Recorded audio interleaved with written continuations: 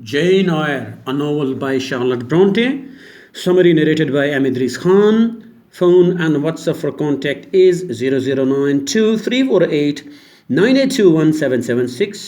Before the summary, a few words about the novel. Jane Eyre, an autobiography, is a novel by English writer Charlotte Bronte, published under the pen name Currer Bell on 16th October 1847.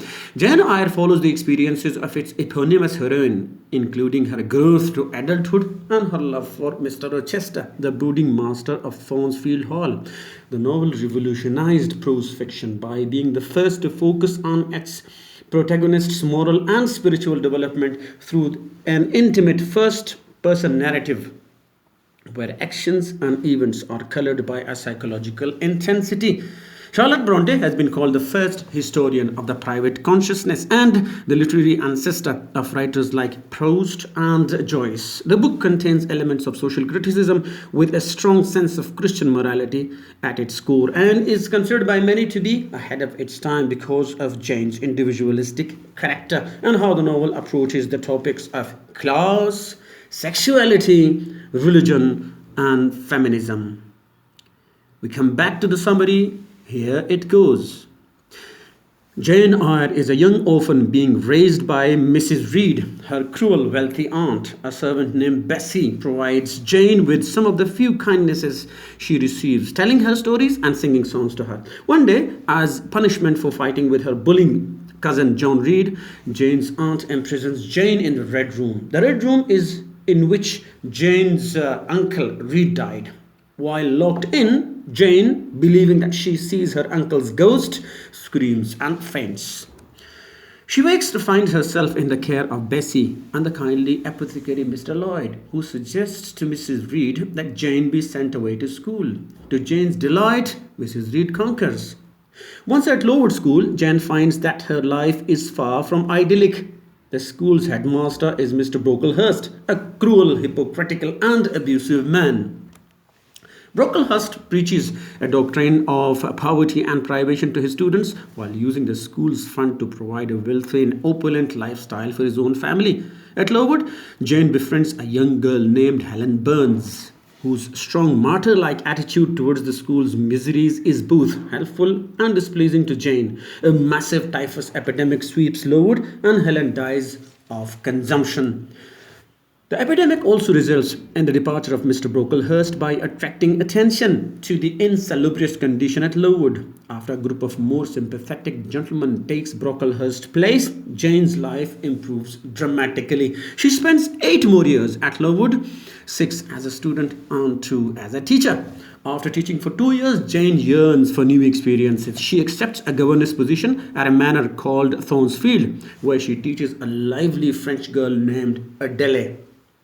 The distinguished housekeeper, Mrs. Fairfax, presides over the estate. Jane's employer at Thornsfield is a dark, impatient man named Rochester, with whom Jane finds herself falling secretly in love.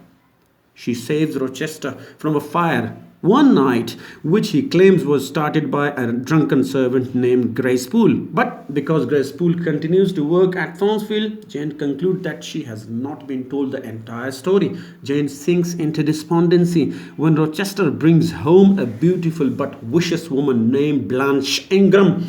Jane expects Rochester to propose to Blanche, but Rochester instead proposes to Jane, who accepts almost disbelievingly. The wedding day arrives, and as Jane and Mr. Rochester prepare to exchange their vows, the voice of Mr. Mason cries out that Rochester already has a wife.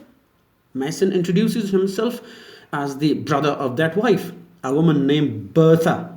Mr. Mason testifies that Bertha, whom Rochester married when he was a young man in Jamaica, is still alive. Rochester does not deny Mason's claims, but he explains that Bertha has gone mad.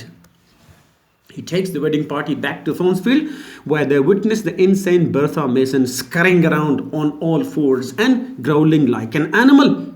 Rochester keeps Bertha hidden on the 3rd story of Thornfield and pays Grace Poole to keep his wife under control.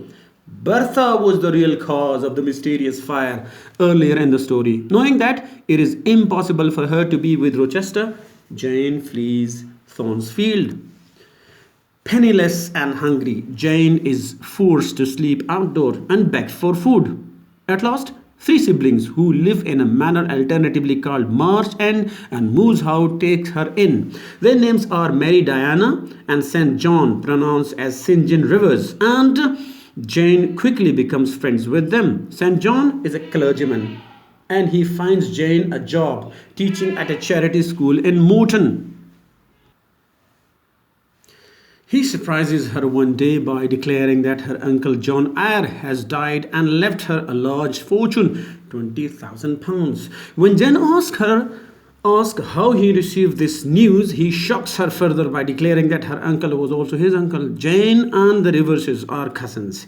Jane immediately decides to share her inheritance equally with her three newfound relatives. St. John decides to travel to India as a missionary and he urges Jane to accompany him as his wife. Jane agrees to go to India but refuses to marry her cousin because she doesn't love him. St. John pressures her to reconsider and she nearly gives in. However, she realizes that she cannot abandon forever the man she truly loves. When one night she hears Rochester's voice calling her name over the moors, Jane immediately hurries back to Thornsfield and finds that it has been burned to the ground by Bertha Mason, who lost her life in the fire. Rochester saved the servants, but lost his eyesight and one of his hands. Jane travels to the Rochester's new residence, Ferndean, where he lives with two servants named John and Mary. At Ferndean, Rochester and Jane rebuild their relationship and soon marry. At the end of her story, Jane writes that she has been married for 10 blissful years and that she and Rochester enjoy perfect equality in their life together. She says that after 2 years of blindness, Rochester regained sight in one eye and was able to behold their first son at his birth. So this is the story of Jane Eyre, written by Charlotte Bronte. For any further suggestions and opinions, you can contact on my phone and WhatsApp. I'd like to repeat it for you, 0092 348 9821 776. Take care of yourself.